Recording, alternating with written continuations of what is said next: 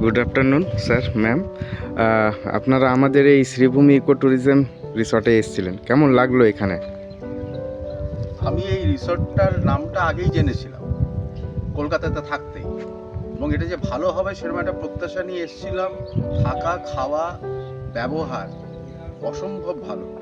শ্রুতি বলতে পারে। খুবই ভালো, সমস্ত কিছু মিলিয়েই খুব ভালো লেগেছে।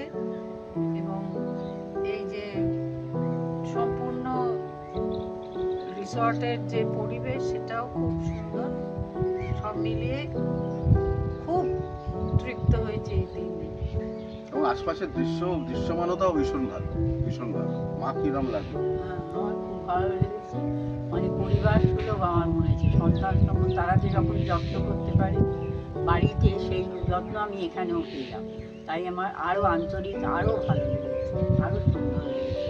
আর আমার মনের ইচ্ছা, যদি কেউ এদিকে আসতে চায় তাদের আমি নিশ্চয়ই এই নাম, এই রিসর্টের নাম বলবো। Thank you ma'am.